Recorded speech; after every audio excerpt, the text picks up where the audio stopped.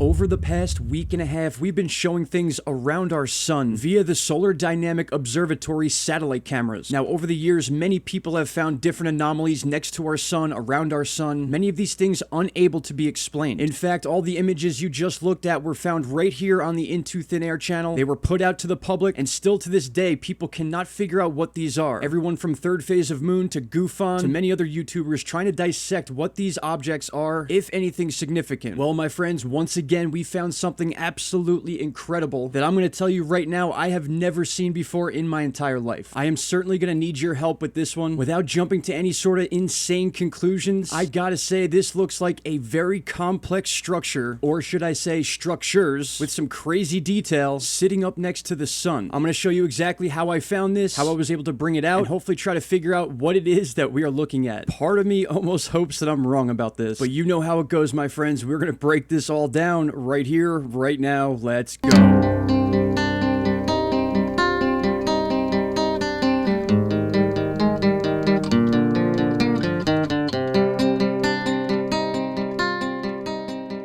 Alright, my friends, here it goes. It is April 8th, 2022. Happy Friday. And you know, this wasn't my original post for today. In fact, I was covering a meteor situation in Indianapolis that took place last week, but it had some significance to it. So naturally, I was searching some websites, doing my normal research for the day. And of course, I've been spending a lot of time on HelioViewer. That's what you're looking at right now, and that is what involves our SDO camera, or our Solar Dynamic Observatory satellite camera. Now again, I know many of you don't trust NASA. To be dead honest, I'm certainly in that boat. It's a very rocky relationship I have with them, as I'm sure many of you do as well, but nonetheless, we're going to take this at face value and understand that over the years we have seen so many different anomalies and crazy things around our sun with the use of these satellite cameras. Now, if you don't believe in this stuff, go ahead, click on through, it's all good. But I can't pass up the opportunity to show you something that is kind of mind-boggling to me. Now, we're going to do a little setup here because I want you guys to understand that you can go and do this yourselves. You can go verify this information easily. All you have to do is go to helioviewer.org. You set the settings to SDO. The instrument is the A1A. The measurement is 304. That's the filter used to give this look of the sun, to look at different details of it. This is the one I happen to find this on. And then the exact time for this frame was 12:48:41 UTC, and that is on today's date, April 8th. So all you have to do is go to this website, type in these settings, and you're ready to go. Now, there's a zoom feature here, which you can zoom out, you can zoom in, and I'm going to show you exactly what I did here. Up in this right corner, you have the option to make little videos or take snapshots of the current frame. That's exactly what I did. We went ahead and we hit full report on a snapshot that will be taken and saved to your computer of this exact image right here. You click on full report and it automatically downloads it. All you do is click this button right here and you're all set. And now once you have that snapshot, for most people that use Windows, you have a program called Photos. You open this picture in Photos and you can see that you have different options to change different settings. Now, all I did was add contrast, a little exposure, and that's basically it. You can see right here I have the exposure turned way up. That's what's allowing me to see this anomaly. If I turn it back, you can see that we are looking at the original image from HelioViewer. Nothing has been changed here. Nothing has been edited. This is the exact image that came off of this satellite camera. Now here we go. We're going to go ahead and zoom in a little bit so we can get closer and closer to this area. We're going to shift over to the right, and I added the exposure, and you're going to see something right off the bat, and that is these little dots. Now we do tend to get a little anomalies on the edge of the frame. This is where the frame cuts off. So out here is just extra space. The frame where you see the sun's corona right here ends right about where you're seeing these little dots. So we're going to zoom in on these just to show you what I'm talking about here, and we're going to scroll up in this area. I'm going to go ahead and take one more screenshot and add the Earth icon. All right, and now we're all set up. When you add the highlight tab, all it does is highlight little specks that are going on around, little anomalies and things like that. But pay attention to this area right here, and this is where it gets kind of freaky. You add the exposure, and again, if you need me to walk you through this, just leave a comment down below and I will gladly answer. So all we've done here is add a little bit of highlight and a little bit of exposure to bring out what's already on the screen. And you're starting to see this structure once again. I'm calling it a structure because I don't know what else to call this. Let's zoom in as far as we can go